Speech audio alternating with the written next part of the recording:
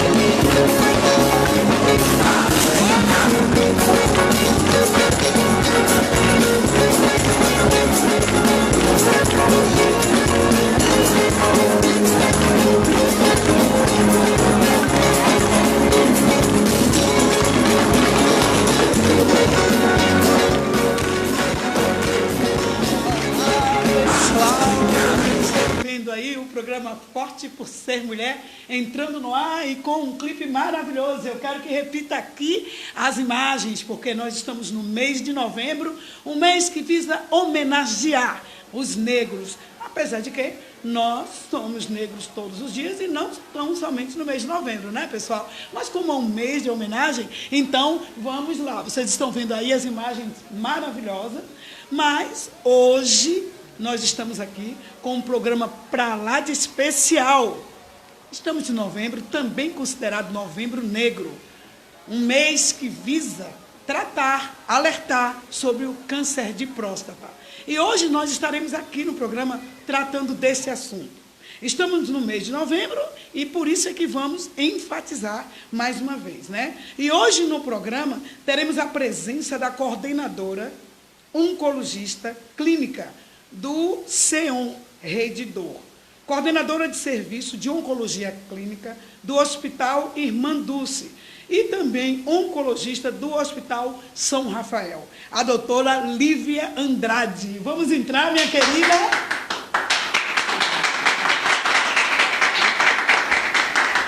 É um prazer enorme estar aqui com vocês. O prazer é todo nosso. Nós podemos dizer que nós acertamos, né? Recebemos um grande prêmio, porque eu estava antes aqui nos bastidores conversando com essa mulher e vou dizer uma coisa para você, não precisou de muita conversa para perceber a sensibilidade dela, né? As pessoas que realmente precisam. Ela teve fazendo comentários aqui comigo, uma mulher com uma sensibilidade incrível.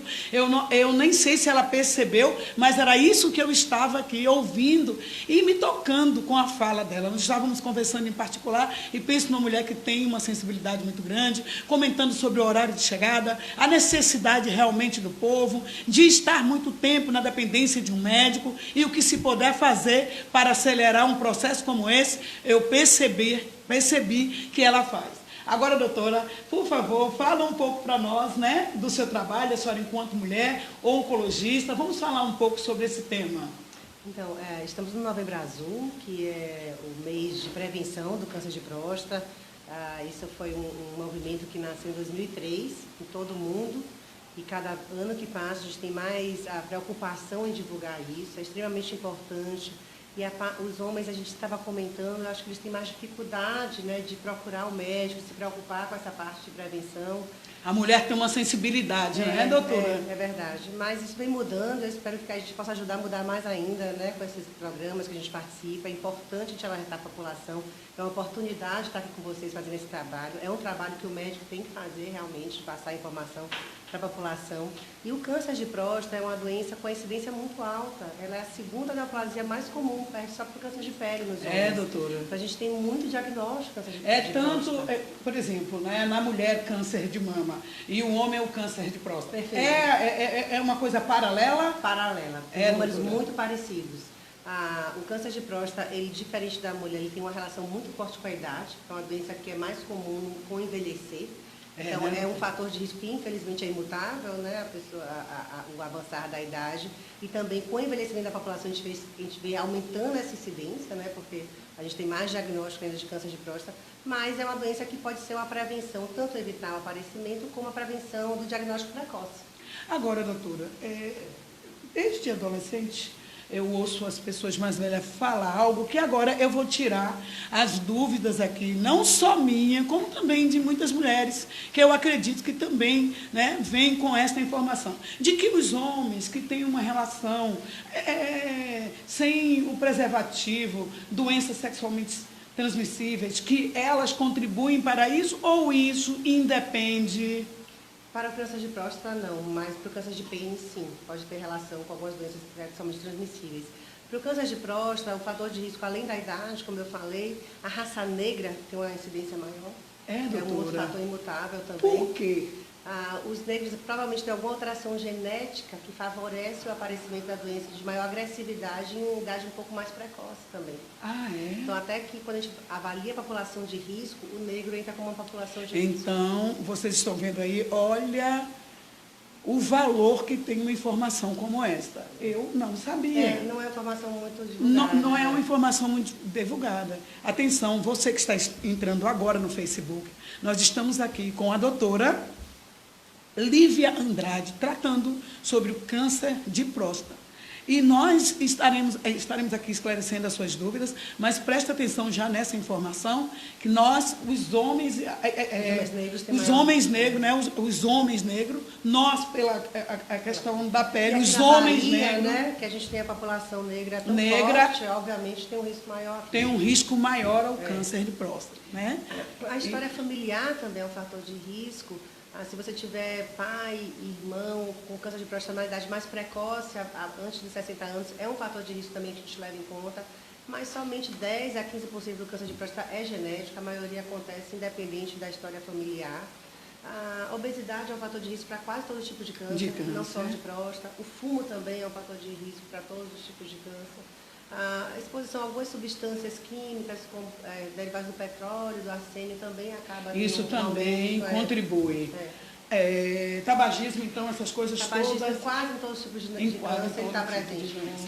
Nós temos uma matéria, eu já ia falar sobre isso, nós temos a matéria. Agora, doutora, vamos assistir, a matéria está tratando do assunto. A próstata é uma glândula masculina localizada abaixo da bexiga. Ela é responsável pela produção de parte da substância que forma o sêmen, ou seja, está diretamente ligada ao sistema reprodutor masculino. Para controlar a saúde dessa glândula, 2 exames são fundamentais. O PSA, sigla em inglês para o antígeno prostático específico, medido através do sangue, e o toque retal, teste que ainda é um tabu para muitos homens. Uma pesquisa realizada em fevereiro nas 5 regiões do Brasil mostrou que os pacientes diagnosticados com câncer de próstata têm, em média, 64 anos. 62% deles passam por cirurgia ou radioterapia, 20% usam apenas medicamentos e os outros 18% usam essas 2 opções combinadas. Cânceres nessa região costumam ser silenciosos, mas não é incomum que alguns deles comprimam o canal urinário e gerem dor e mudanças no fluxo e na cor da urina. Está aí a matéria. Doutora,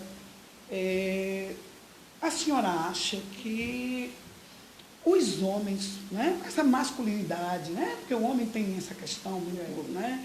Isso, a senhora acha que implica no crescimento dessa doença? Assim, os homens, por eles terem esse tabu, né? De não ir fazer esse exame, né? Que é o exame de toque. E a senhora acha que isso contribui para muitas doenças? Ou para o crescimento, desculpe. Sim, com certeza. Existe muito tabu em relação ao toque retal, muita restrição dos homens em irem até o urologista para realizar o exame. E é um exame de rastreamento, é um exame para tentar fazer o diagnóstico precoce. Então, não só o PSA, mas o PSA e o toque retal, a junção dos dois exames é que faz com que você possa fazer um diagnóstico mais precoce da doença. E com essa restrição a realizar o exame, você acaba diagnosticando a doença num estágio mais avançado. E quando você pega no estágio inicial, 90% é curado. No avançado, não tanto. Então, isso impacta na mortalidade maior da doença. Uma informação muito importante, quando você, homem, não se deixa levar, né? E você não se prende a esse tabu de que homem não deve estar se expondo a esse ponto, né, doutora, como a senhora trata, tratado o nome toque retal, e você tem um diagnóstico precoce, você tem 90% de cura, ao contrário de quando a doença já está avançada. E sabe, doutora, uma coisa, a senhora falou no início, que esse câncer da idade já, e eu acho também que isso complica, né, porque tem aquela coisa dos homens resistir mais idosos. Eu me lembro de uma vez, nós estávamos fazendo uma viagem e estávamos conversando com a pessoa que estava fazendo o translado para a gente, um senhor, e ele falou com a gente que fez o exame e que tinha dado, né, uma alteração, mas que ele não queria falar com a esposa, não queria tratar, porque a esposa dele era mais nova que ele, e que isso ia ficar medo dela se precipitar e procurar se envolver. Agora, a ignorância, muito machismo, vamos pagar um preço caro pela vida após aqui. Mas, minha amiga, nós já temos aqui, doutora, já perguntas para a senhora. Olá, doutora, meu nome é Neemias, moro em Candeias. Quando devo começar a avaliação para detecção, não é isso? Detecção do câncer de próstata. Perfeito, Neemias. O que o Ministério da Saúde recomenda é que seja feito o toque retal e o PSA acima dos 50 anos para a população geral. Algumas pessoas têm uma história familiar mais exuberante de câncer de próstata, tem fatores de risco maiores, e essas pessoas a gente pode começar a fazer aos 40 a 45 anos, mas para a população geral, acima dos 50. E é claro, em qualquer momento, se tiver sintomas relacionados que possam ser um tumor de próstata, também procurar um urologista. E aí os sintomas podem ser variados, está urinando muito à noite, sangue na urina, dificuldade de estreitamento na hora de urinar. Então, se o paciente apresentar um desses sintomas, podem ser inúmeras causas, infecções urinárias, somente o aumento benigno da próstata, mas o ideal é que você procure um médico para que a gente possa fazer a avaliação correta desse quadro. Ok, eu tenho aqui a pergunta de Hugo, de São Caetano. Ele está perguntando, o câncer de próstata é mais comum em qual faixa etária? A média de idade é em torno de, como a gente viu no filme, 64, 66 anos de idade. Toda vez que a gente vê um câncer de próstata em pessoas muito mais jovens, costuma ter uma agressividade maior e é um tumor que pode evoluir de maneira pior. Então, preocupa muito mais o médico. A gente pega um tumor de próstata abaixo dos 50 anos, isso dá um sinal de que a doença seja uma doença provavelmente mais agressiva. Mas a média é em 64, 66 anos de idade, mas não quer dizer que esse é o momento que ele deve procurar o médico. A gente deve começar a fazer já a detecção precoce através dos exames aos 50 anos. Doutora, nós já temos aqui perguntas polêmicas, tá? Eu considero essa pergunta aqui polêmica. Olha, o Wellington de Rio Vermelho. Mito ou verdade? O homem, depois que faz essa cirurgia, perde a ereção. Olha, eu me arrependi de fazer essa pergunta agora, viu? Eu deveria deixar a pergunta desse Wellington para o final. Porque é polêmica e eu acredito que tem quem queira correr com medo da resposta. Doutora, eu posso deixar essa pergunta para o final? Podemos deixar para o final. Olha, tá aqui, viu, Wellington? Eu estou te mostrando, a tua pergunta tá aqui. Eu vou deixar aqui, a doutora vai responder em especial no final do programa, tá? Olha aqui, pessoal, mostra aqui vai ser respondida no final do programa. O cabra não está preocupado com a doença, está preocupado com a ereção, né, doutora? Se isso funciona... Polêmica essa pergunta. Atenção, homens, e pasme, viu? As mulheres também ficam preocupadas com isso. Vamos lá, deixa eu ver. Tem aqui que eu botei, que é daqui. O Sandro de Jandaíra. Um abraço para Jandaíra, um abraço para o povo aí. Toda semana o povo está com a gente. Muito obrigada, viu, pessoal? Beijo para todos vocês aí. Existe, eu também considero essa polêmica, viu, doutora? Existe algum exame que substitua o toque retal? Olha, existem vários exames que a gente faz na investigação de tumor de próstata. O PSA é um exame de sangue que a gente colhe, mas o ideal é a junção do PSA com o toque retal. O ultrassom a gente reserva para quadros onde no toque retal notamos alguma alteração. E aí você faz o ultrassom para avaliar e, se for necessário, uma biópsia dirigida para o ultrassom. O ultrassom vai mostrar para o médico onde é que tem a nodulação e o médico vai fazer a biópsia naquela área preferencialmente. Mas o ideal de exames é o PSA junto com o toque retal. Por quê? Porque tem 15% dos tumores de próstata pode não ter elevação do PSA. E aí você fica achando que o paciente não tem tumor de próstata e, na verdade, existe. Então, a junção dos dois é que dá um melhor resultado.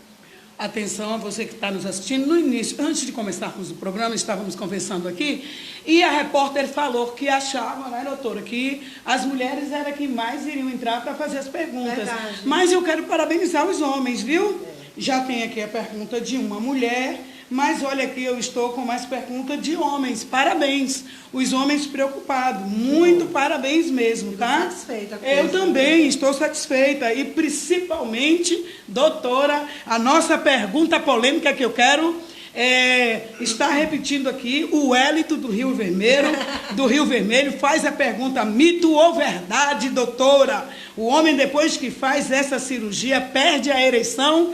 Ela só vai responder isso no final do programa, porque eu considerei uma pergunta polêmica do nosso amigo. Esse cabra deve ser bastante namorador, viu, doutora?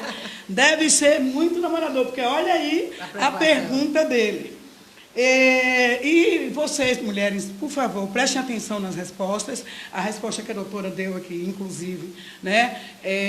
Para que você venha auxiliar. A questão não é só de marido, as mães que orientam seus filhos, né? Tem mulheres com 60 anos, com filhos aí de 40, né? Que precisam já irem passando por uma orientação, sobrinhos, enfim.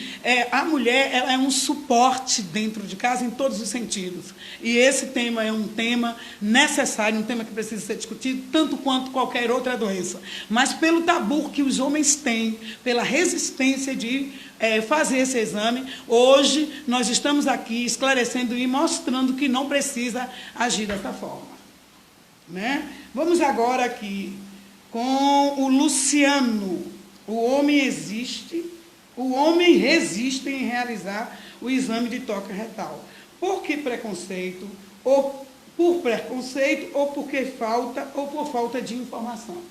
Ele está falando que há uma resistência masculina e ele quer saber se essa resistência é por preconceito mesmo, né? Ou por falta de informação. O homem tem informação, né, sobre a questão. Eu acho que são as duas coisas, viu? Eu acho que os dois fatores interferem na má adesão, digamos assim, da população aos exames de toque retal. Claro que existe um preconceito, né? A gente é uma sociedade que é relativamente machista ainda assim, infelizmente, então existe todas essas restrições, somos um país latino, né? Temos essa parte emocional mais exacerbada, e também eu acho que é falta de informação mesmo, eles não sabem exatamente quem procurar, em que idade que deve procurar, como é que vai ter acesso a isso. Eu, então, nesse instante, quero fazer essa pergunta em relação ao acesso, e a sua fala, doutora, que infelizmente, né, nós ainda temos essa resistência machista, e é preciso ver o quanto o machismo termina atrapalhando, não é verdade? Termina atrapalhando dentro da sociedade como um todo, e por fim, na vida realmente das pessoas, né, dos homens que agem com esse machismo.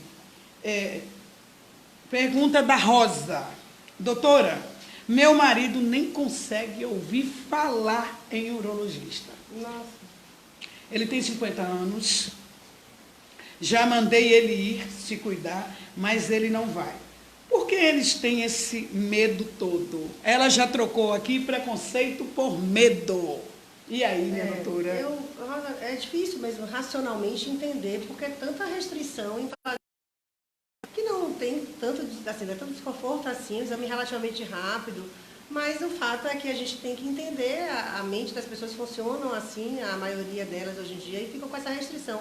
Eu acho que o que nos cabe é mostrar o benefício de você realizar os exames de rastreamento, o benefício de um possível diagnóstico precoce de uma doença como essa, que você vai ter uma cura em 90%. Se o paciente optar por não realizar os exames e deixar para realizar só quando a doença estiver muito avançada, a mortalidade vai ficar muito alta. Então, é tentar sensibilizar a população da importância de realizar os exames para poder preservar sua própria vida, sua saúde. E, inclusive, doutora, o processo em estado avançado, eu acredito que seja algo muito doloroso, né?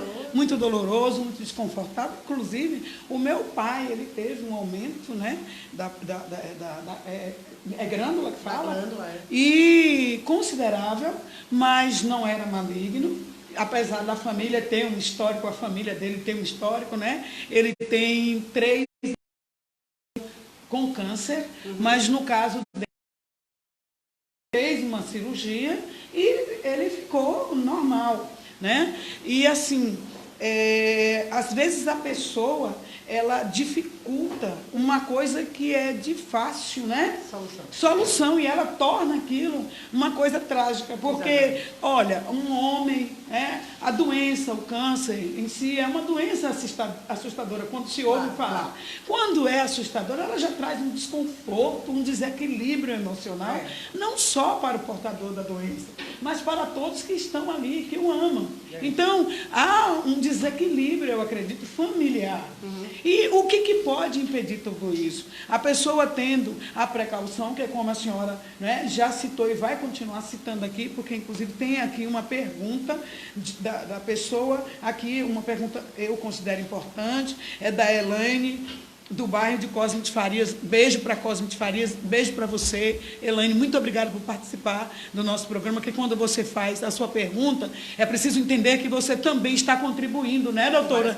Com várias pessoas, porque você pergunta aqui, ela vai responder, e aí isso serve de esclarecimento para todas as pessoas que estão procurando. Nós sabemos que muitas pessoas assistem o programa e depois tornam a visualizar o programa todo, porque querem estar bem esclarecidos das respostas que as pessoas que vêm aqui, os doutores, seja lá qual é o tema que nós estejamos tratando, deixa esclarecido, né? E eu considero essa pergunta aqui importante, da Elaine.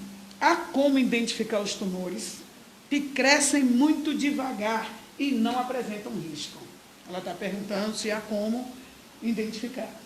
A doença de próstata é uma doença de evolução extremamente lenta, de uma forma geral. Existem tumores mais agressivos que evoluem rapidamente até o óbito, mas não costuma ser a evolução natural da doença. Para você ter ideia, entre o paciente ter um diagnóstico de câncer de próstata e, em alguns casos, vir a óbito da doença, são em torno de 15 anos. Então, diferente de alguns tipos de câncer, que você tem evolução em 1, 2, 3 anos, o câncer de próstata é extremamente lento, essa evolução dele. Então, começa com aquela doença localizada, e em alguns casos a doença pode voltar, em algum momento ela pode ir para os ossos, e por aí vai, até chegar ao final. Isso, alguns casos podem evoluir assim. Outros casos, que são a maioria, graças a Deus, você tem o tratamento da doença localizada, você vai tratar com radioterapia ou com cirurgia, e vai estar resolvido o problema ali de completo. Então, o câncer de próstata é uma doença muito arrastada, que leva muitos anos até o fim da vida do paciente, se for a forma de evolução. E a hiperplasia da próstata, que é o aumento benigno da próstata, costuma anteceder esse processo. Então, às vezes, o paciente tem um aumento benigno da próstata, em alguns casos, com sintomas, é necessário fazer a cirurgia, provavelmente seu pai fez aquela raspagem, que chama, né? Que a gente chama de RTU, que é a raspagem da glândula. Isso, foi isso mesmo. E a pessoa fica bem, volta a ter uma qualidade de vida boa e em seguida fica só em acompanhamento. Mas não é uma doença de evolução rápida com câncer de próstata. Inclusive, doutora, meu pai veio a óbito há 4 meses, mas nada a ver com questão. Problema, não, ele continuou fazendo, como a senhora está falando, o acompanhamento médico e tinha uma vida É totalmente normal, né? Outras pessoas, eu não quero me envolver nesse assunto, que a senhora vai responder no final, e eu não tenho propriedade para isso, né? Que é a pergunta do Hélito, que aí vai servir para todo mundo. Mas aqui eu tenho a pergunta de Williams de Periperi. Doutora, é verdade que a maior incidência do câncer de próstata são em homens negros? Ela já respondeu. É um fator de risco. A raça negra é um fator de risco de próstata. Então, costuma, além de ser mais frequente, dá uma agressividade maior à doença. Doutora? Então, isso quer dizer que o câncer de próstata em homens negros, ele tem um agravante maior? Existe um risco maior de ter uma maior agressividade do que nos... Então, homens, por favor, negros e não negros, né, doutora? Verdade, porque nós não vamos dizer aqui, homens negros se precavenham porque a doença em negros se agrava muito mais. Nada disso, homens. Há como se precaver, há como evitar que esse mal venha a acometer sua vida, acometer toda a sua família, porque, como eu acabei de falar aqui, é uma questão que há um abalo emocional e você é o único que pode impedir isso. E você, mulher, seja auxiliadora, o que você está ouvindo aqui hoje, reproduza dentro de casa, porque nós sabemos que nem todos os homens, né, podem hoje estar em um horário como esse, assistindo esse programa, mas você pode, inclusive, levar a assistir depois, né? Porque sobe lá para o Instagram, sobe para o Facebook, tá bom? E para você que está entrando agora e não sabe o que está acontecendo, nós estamos aqui no programa ao vivo, Forte por Ser Mulher, com a doutora Lívia Andrade, tratando sobre câncer de próstata. Tá? E cadê? Eu vi uma pergunta aqui. Ó, doutora, tem uma pergunta aqui, tá? Um tanto dolorosa. Maria de Sussuarana, doutora, o pai dos meus filhos está com câncer. Onde ele pode procurar tratamento? Quais os lugares do SUS ele pode ser atendido? A gente sabe, né, que o acesso muitas vezes é muito difícil. Mas, de uma forma geral, aqui em Salvador, a gente funciona através da central de regulação. Então, o paciente procura, através do encaminhamento para um oncologista, que provavelmente é o profissional que vai acompanhar seu esposo, na central de regulação, e ele vai regular para as diversas unidades. Doutora, me explique, ele tem que procurar um médico? O paciente ou o familiar, o primeiro passo é na central de regulação, porque na central de regulação eles vão agendar a consulta para os diversos hospitais que atendem o SUS de oncologia. Então não é o caso dele já ter sido, como ele já foi aqui, como ela afirma, né? Se ele não tiver um oncologista ainda acompanhando ele, tá bom. Provavelmente ele está na fase que precisa passar ainda com o oncologista para fazer o acompanhamento, né? O tratamento adequado e tudo. Okay. E aqui em Salvador a gente tem o Hospital Santa Isabel, o Hospital de Mandus, onde eu coordeno o serviço lá de oncologia. Que inclusive a demanda lá é muito grande, né, doutora? Nós estávamos conversando em particular e a senhora falou que logo cedo, né? É muita gente, principalmente pessoas também de fora que não têm a facilidade de encontrar um suporte nos interiores e que elas migram aqui para o hospital para conseguir. Mas é um privilégio poder estar à frente de poder ajudar tanta gente. Né? Eu acredito. Não, eu percebi na sua fala. É um privilégio. Percebi na sua fala. É muito bom. E temos o Hospital de X Maltês, né, que é o hospital exclusivamente de câncer. Para as mulheres, hoje em dia a gente tem o Hospital da Mulher, que faz esse atendimento também de oncologia, agora mais recente. Eu acho que pelo SUS a gente está com essas unidades aqui em Salvador, né? Doutora, ainda é pouca, a pergunta é minha. Ainda é muito pouco. É muito pouco. É muito pouco. Ainda é muito pouco. O acesso ainda é muito difícil. Nós temos aí, doutora, essa população carente, aonde os homens saem para trabalhar em trabalhos que nem permitem uma facilidade para que ele esteja procurando um médico. Essa mulher que vai muitas vezes ao SUS e não consegue esse atendimento para poder facilitar para esse marido, e com isso essa situação agrava, as doenças vão acometendo essas pessoas, e aí nós estamos, então é muito pouco, precisamos de uma atenção maior para essas questões. E, de uma forma geral, o câncer especificamente é uma doença que não pode aguardar tanto assim. É verdade. E os gargalos começam desde o diagnóstico. Então, você conseguir uma biópsia para poder comprovar que tal câncer já é muito difícil para esses pacientes. Depois que consegue a biópsia, conseguir ter acesso até o profissional de saúde especializado, que seja um oncologista, seja um cirurgião oncológico, o radioterapeuta também é um outro gargalo. Então, esses processos acabam sendo muito morosos e o paciente, muitas vezes, chega às nossas mãos com um quadro mais avançado, onde a devido à resolução, atenção. É isso que mais incomoda. Eu gostaria de chamar a atenção das autoridades. Nós sabemos que muitos têm visto nossos programas, né? Têm assistido. Secretário de Saúde, olha só, o agravante justamente pela lentidão, e essa lentidão se dá um número muito grande de pessoas que necessitam e dependem. Exatamente. Elas não têm por onde recorrer. Um plano de saúde hoje é caríssimo, não se tem, né? Facilidade para adquirir, principalmente a crise que nós enfrentamos, e outrora também, o plano de saúde hoje é coisa para rico. Então, nós precisamos de uma atenção especial. Olha o quanto se agrava, e o que é complicado nisso tudo é que depois eu acredito que se gasta muito mais, porque quando esse paciente está em um estado avançado, não é isso que ocupa ali um leito, é um comprometimento muito grande, né? E prevenir é justamente a base de resolver o problema. E depois de já se ter os problemas, ter espaço para antecipar esse tratamento, né, doutora? Doutora, agora me diga, eu tenho aqui o Marcos, de Nova Brasília. Obrigado, amigo, por estar conosco. Eu vou fazer a sua pergunta, mas eu quero, dentro desse assunto que está aqui, fazer uma pergunta para a doutora. Doutora, a senhora... O que a senhora fala para estes homens que podem prevenir essa doença? Mesmo os homens, o que eles devem tomar cuidado, colocar em primeira mão? Nós falamos, né, no início do programa o que é que gira, mas agora eu gostaria de ouvir a senhora falar diretamente para eles, chamarem a atenção. Eu acho importante a gente falar muito dessa parte de prevenção e diagnóstico precoce, porque, como você falou, não só do ponto de vista humano, né, de sofrimento pessoal, você pegar uma doença mais avançada, mas até do ponto de vista para as autoridades, do custo que uma pessoa dessa doença mais avançada, ele vai parar de trabalhar, vai ter uma pessoa que vai ter que acompanhar ele, cuidar, todo o sofrimento físico, internações mais frequentes. Então, tudo isso vai acabar agravando o quadro da saúde pública. E esses pacientes, a gente tem que pensar muito no hábito de vida saudável. Então, as pessoas não fumarem, beber de maneira extremamente moderada, ou não beber, se possível, atividade física, se manter com peso ideal. Tudo isso é proteção não só para o câncer de próstata, mas para todos os tipos de neoplasia, hábitos de vida saudáveis. No caso do câncer de próstata, tem alguns fatores de riscos imutáveis, que é o envelhecimento, a gente não tem como evitar isso. Não tem como evitar. A raça negra é um fator de risco, e a exposição a algumas substâncias químicas também podem acabar aumentando o risco do câncer de próstata. A prática de exercício físico, pelo que eu entendo, contribui muito, né, doutora? Para mama, próstata, intestino, todos eles, isso é benéfico na proteção, para evitar o aparecimento da doença.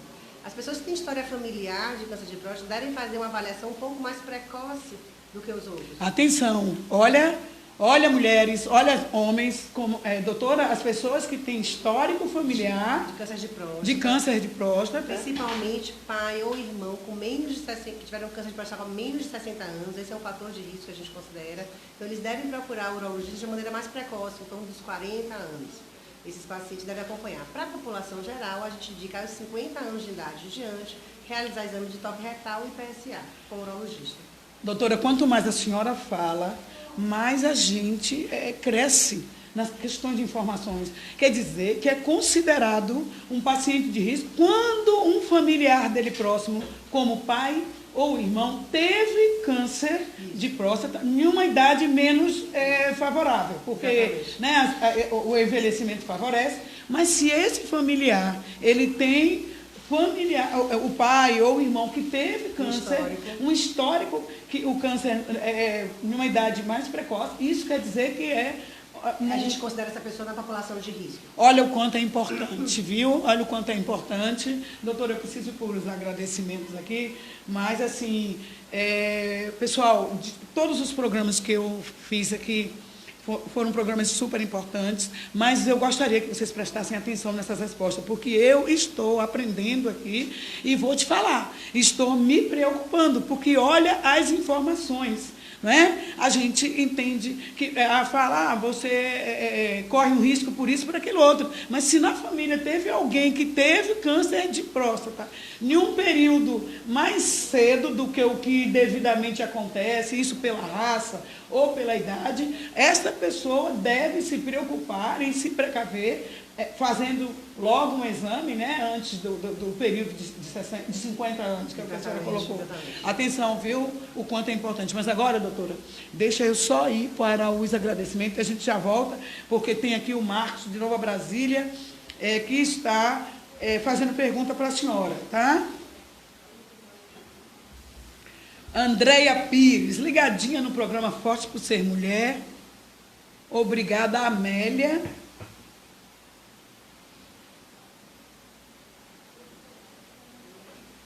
Obrigada, Amélia. Eu não entendi bem aqui não, viu? Eu não entendi não. Aí vai ter que ver o que é que escreveu aí, que saiu meio errado, eu não entendi não. Tia Adriana Oficial, de Candeias. Ô tia, um beijo para você. Mulheres Republicanas. Tá. Um beijo para você. Mulheres Republicanas Nacional. Itana de Souza, Jaqueline Santana, Antônio Machado, Gigi Diva Oficial, beijo para você. Portela Ediane, beijo para você. Jane Kelly Silva, beijo para você. Jane, muito obrigada por participar do nosso programa.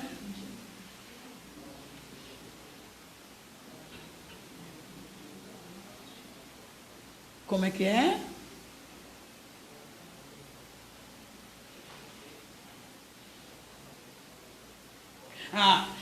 Amélia, Luz, Ireuda, obrigada por sempre trazer bons conhecimentos, né, doutora?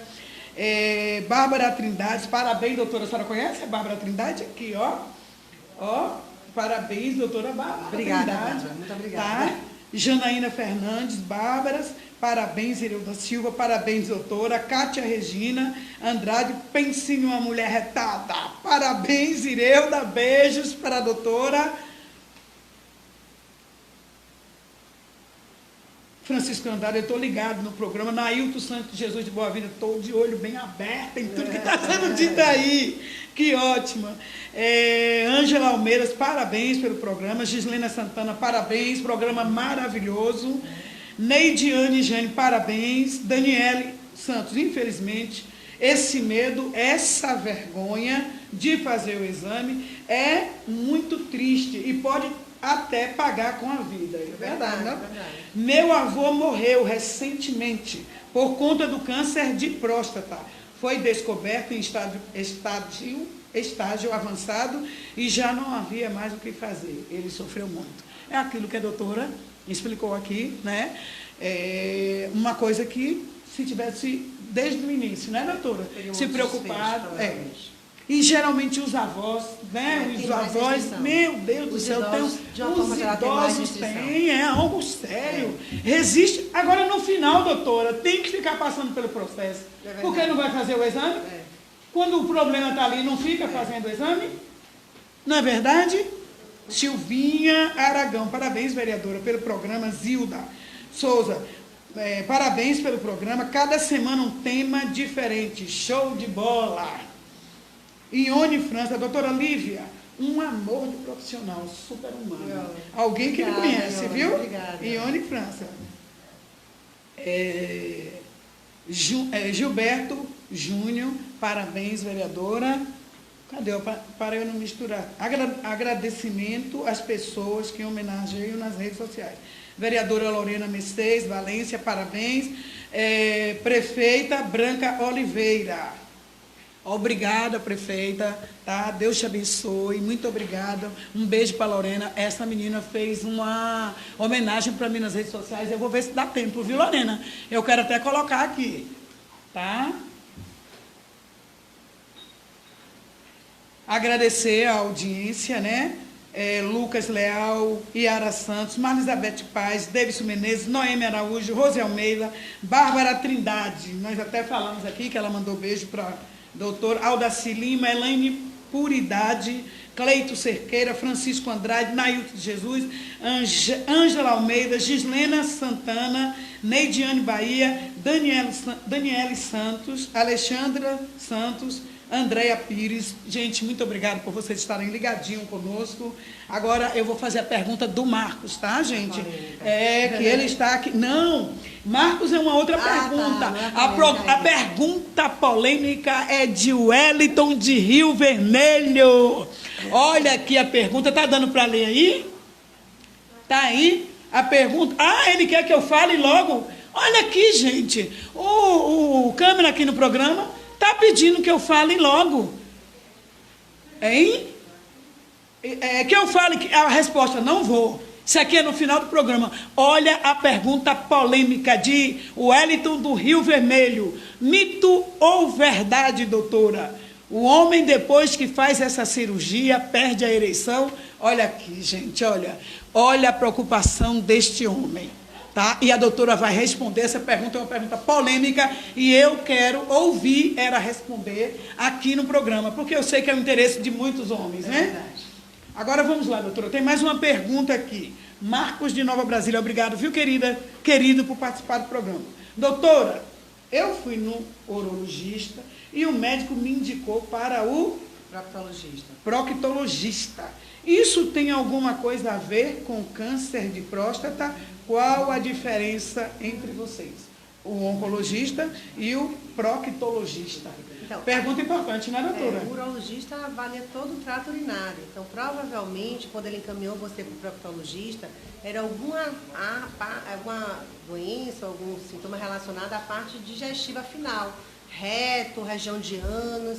Então, talvez pelo que você procurou o urologista achando que era alguma coisa da próstata ou coisa urinária, mas na verdade sugere que é alguma coisa da parte ou de reto ou de região anal, e por isso ele pediu você procurar o proctologista, que é dessa área. Não acredito que tenha sido a ver com câncer de próstata, provavelmente. Olha, nós temos aqui muitos comentários. Olha, doutora, olha aqui, muita gente. Nossa, olha aqui, bispo Márcio Marinho.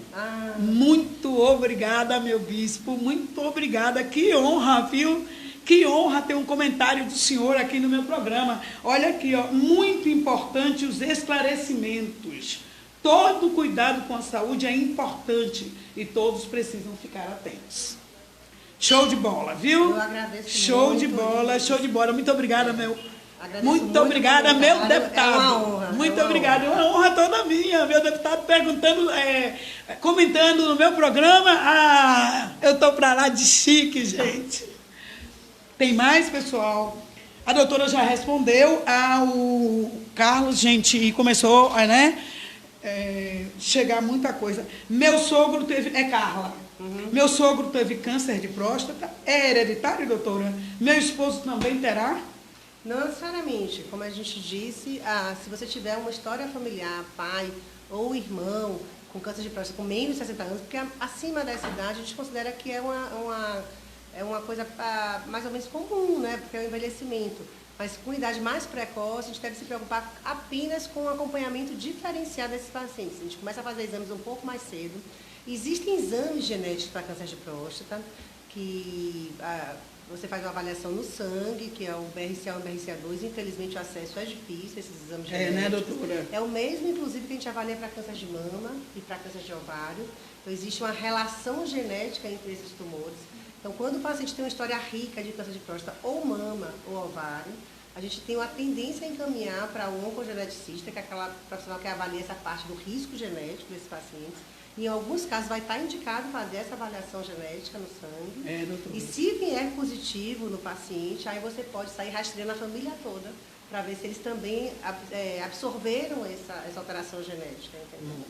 Então, existe esse caminho na medicina também, de uma avaliação genética refinada, mas tudo vai passar pelo histórico familiar. Então, se o paciente virar e falar assim, minha mãe teve câncer de mama, meu irmão teve câncer de próstata, você começa a juntar as peças, e aí talvez essa família tenha um risco maior, a gente tem que investigar. Não propriamente como a Carla está perguntando, isso quer dizer que... Mas de uma forma mais crua, mais simples, se teve pai, irmão ou ambos com câncer de próstata com menos de 60 anos, a gente já faz um acompanhamento diferenciado desses pacientes.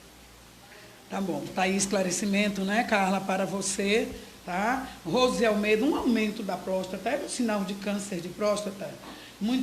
Eu quero parabenizar a vocês pelo programa. Ela está parabenizando e está perguntando, né, se esse aumento da próstata é um sinal de câncer.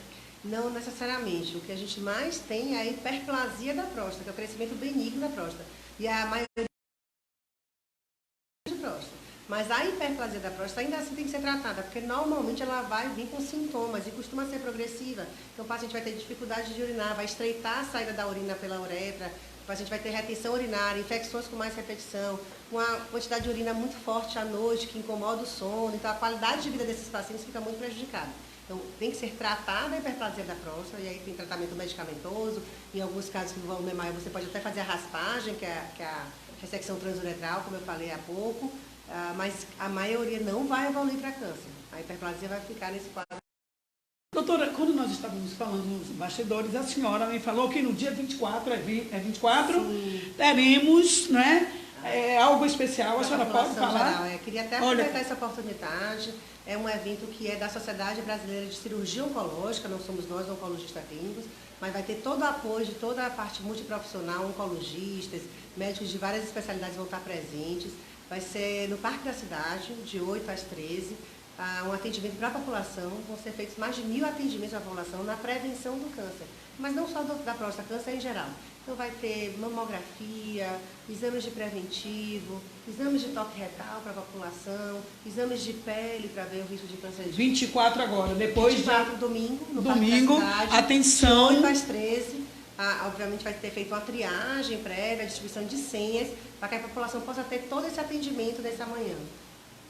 Então, preste atenção, vai estar ali disponível no Parque da Cidade, né, doutora? No dia 24, o atendimento para um rastreamento de câncer, em geral, não somente da próstata, tá? E aí você, homem que não tem tempo, é domingo. É domingo, então sacrifica futebol, sacrifica aí a cervejinha e vai se cuidar. Durante o decorrer de todo esse programa, nós discutimos esse assunto e não é um assunto simples. É um assunto de muita responsabilidade, um assunto que é necessário que vocês venham prestar atenção. E vocês também, mulher, informar a esse filho. Eu só fazer a pergunta aqui do Samuel, que está aqui, eles estão me informando já que eu tenho que ir para casa, tá? Está mandando a gente embora, doutora? Que pena. Que pena, né? Olha, pergunta de Samuel de Mata Escura. Vasectomia pode causar câncer de próstata? Não, não é uma relação que existe de risco entre a vasectomia e o câncer de próstata. Então, é uma cirurgia que se recorre para evitar ter filhos e não aumenta seu risco de jeito nenhum.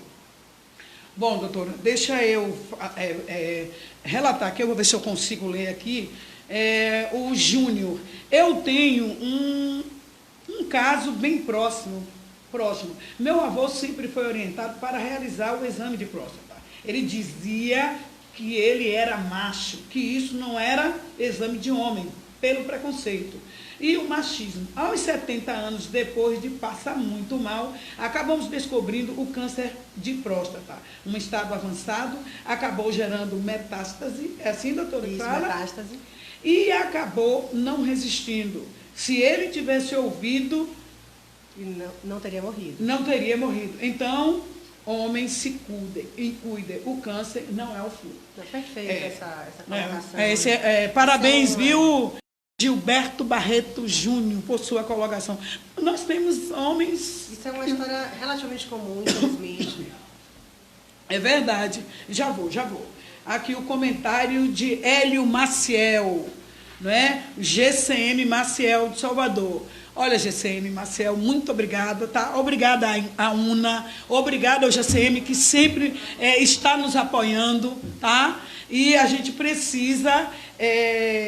Eu preciso realmente do apoio de vocês. Um abraço para todos aí, os componentes da UNA, tá bom? E deixa eu ler aqui, doutora. Vamos nós duas lendo aqui o comentário do Maciel, né? Maciel, presidente nacional do Movimento UNA. Feliz por fazer essa parceria com o programa Forte por Ser Mulher. O motivo UNA, o movimento UNA, os guardas municipais de todo o Brasil, agradece por levar conhecimento e informação de qualidade. além de ajudar na defesa das mulheres em todo o país, que infelizmente ainda sofrem muito através do machismo e violência em todos os sentidos. Basta ver o aumento assustador do feminicídio nos jornais diários Em toda a nação. em toda a nação. Vereador Ireu da Silva, a qual respeito e muita admiração, com um sucesso, apoio incondicional, especialmente por defender Os guardas municipais do Municipais. Brasil, em especial a nossa de Salvador. a nossa de Salvador. Parabéns pelo programa. Tá, Nós legal. agradecemos, tá? Agora, olha, gente, para fechar, nós precisamos responder agora a pergunta de Wellington. A pergunta de Wellington do Rio Vermelho, certo? Mito ou verdade, doutora? Chegou a hora da verdade, homens, presta atenção aqui, hein? Doutora, a senhora pode encarar ali e responder. Mito ou verdade, doutora? O homem, depois que faz essa cirurgia, perde a ereção? Agora está aí com ela a tão sonhada resposta, né? Vamos ver? Wellington, o tumor de próstata inicial, normalmente a gente trata ou com cirurgia, que é a prostatectomia, a retirada da glândula da próstata, ou com radioterapia, que é com radiação na área da próstata para poder matar o tumor. Em ambos os casos, a dificuldade, a perda de ereção pode acontecer. A maioria não acontece isso. Em torno de 30% a gente vai ter acontecer a perda de ereção. Isso obviamente vai depender do método que foi utilizado, do avançar da doença, se foi necessária uma cirurgia mais ampla ou não. Mas de uma maneira geral a gente vai ficar